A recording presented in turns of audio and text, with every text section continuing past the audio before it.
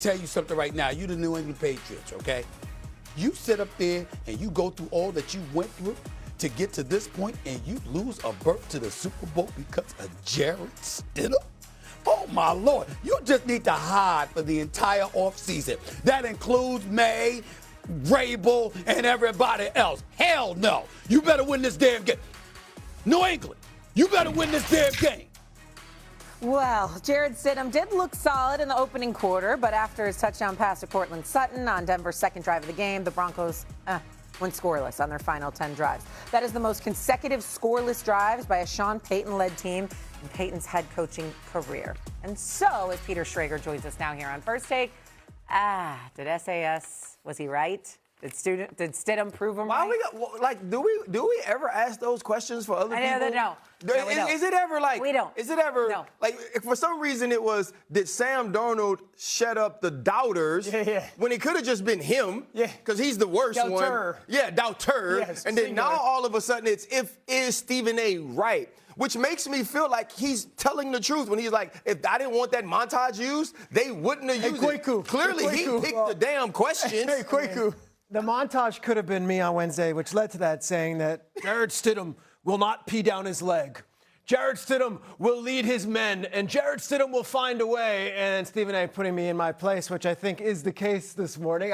Stephen A., look, first 15 plays, Stidham looked pretty good. Then they had the touchdown, they were rolling. Then the 4th and 1 changed everything. Before that 4th and 1 decision, the Broncos offense had 127 yards and 8 first downs. After that 4th and 1 decision, which was so critical and so disastrous, they had 54 yards and 3 first downs the rest of the way. Jarrett Stidham did not pee down his leg, but after the game, it wasn't like it was the driest set of pants. I would say that. SA, go ahead.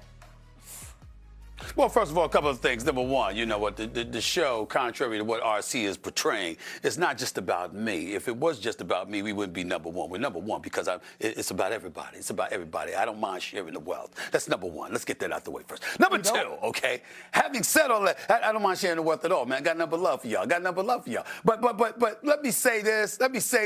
You know, I didn't want to be. I give Jarrett Stidham this. They showed his wife in the booth. She had on a badass coat. I mean, that white coat she was rocking, it was fly.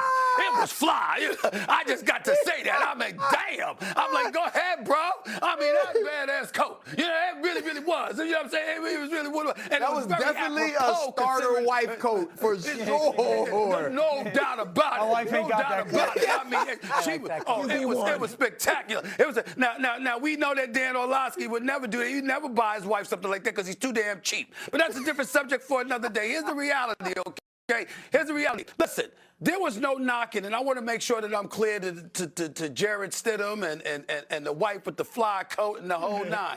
I wasn't trying to imply that Jarrett Stidham couldn't play. What I was saying is this is the National Football League.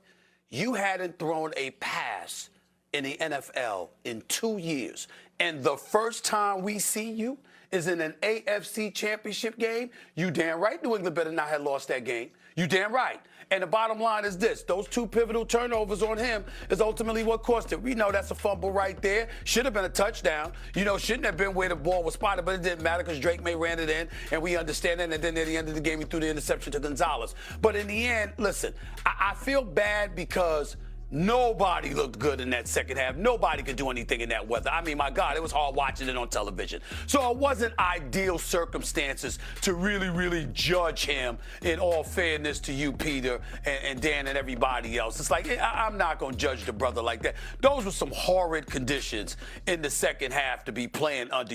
I mean, for a vast majority of the second half, you could barely see 5 yards, for crying out loud. The visibility was clearly compromised. So I understand that. And I'm not going to knock him for it.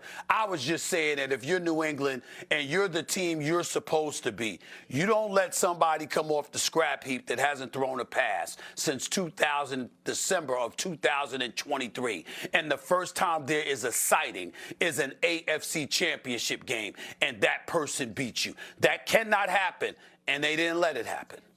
I would say yesterday's performance makes me feel I didn't do my job well enough when it comes to this New England defense, and I don't think a lot of us did. You know, this New England defense just hasn't been talked about a lot Just this keep yourself year. in there.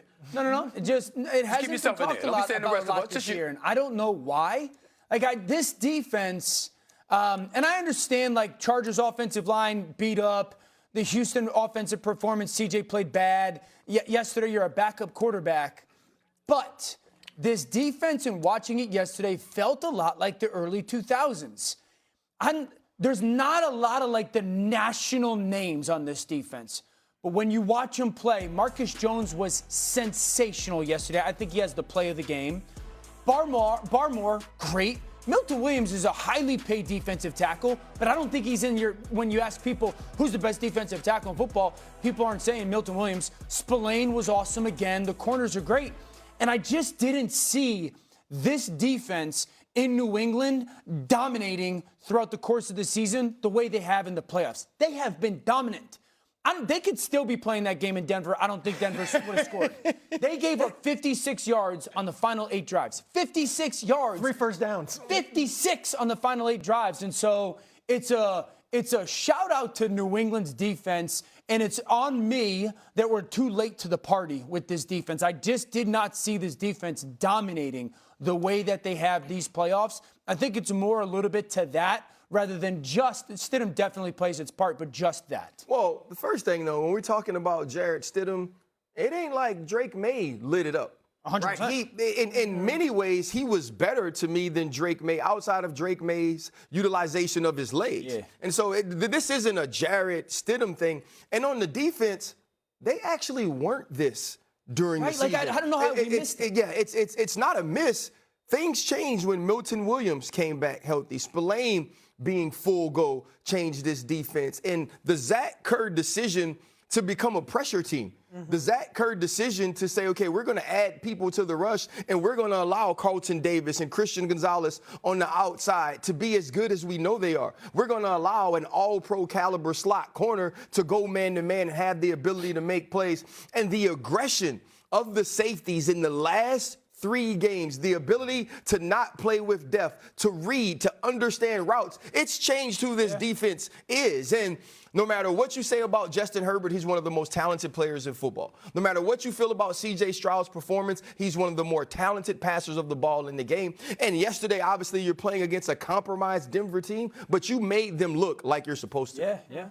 Final word, I think. I just want to say one thing, RC. Let's not forget this, though. Like I said, we're not going to pour, salt on the wound of Jarrett Stidham. We understand the conditions. We understand what he was playing under. We get that part. But under pressure, he completed 1 of 10 passes for 4 yards.